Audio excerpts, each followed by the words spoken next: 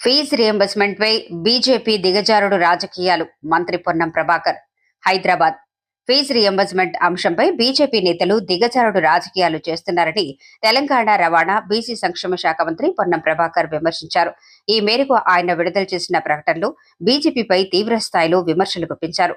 దేశవ్యాప్తంగా విద్యార్థుల సంక్షేమం గురించి మాట్లాడే బీజేపీ తాము పాలిస్తున్న రాష్ట్రాల్లో ఫీజు రియంబర్స్మెంట్ పథకం అమలుపై ముందుగా స్పష్టత ఇవ్వాలని మంత్రి డిమాండ్ చేశారు. నిజంగా విద్యార్థుల భవిష్యత్తుపై చిత్తశుద్ది ఉంటే దేశవ్యాప్తంగా ఫీజు రియంబర్స్మెంట్ పథకాన్ని అమలు చేసేలా కేంద్ర ప్రభుత్వంపై ఒత్తిడి తీసుకురావాలని సూచించారు. తెలంగాణలో ప్రస్తుతం ఉన్న ఫీజు రియంబర్స్మెంట్ బకాయిలు కాంగ్రెస్ ప్రభుత్వం వల్ల ఏర్పడినవి కాదని, గత బీఆర్ఎస్ ప్రభుత్వం హయాంలో పేరుకుపోయినవేనని మంత్రి స్పష్టం చేశారు. కేసీఆర్ ప్రభుత్వం అధికారంలో ఉన్న సమయంలో ఈ అంశంపై బీజేపీ నేతలు ఎందుకు ప్రశ్నించలేదని ఆయన నిలదీశారు.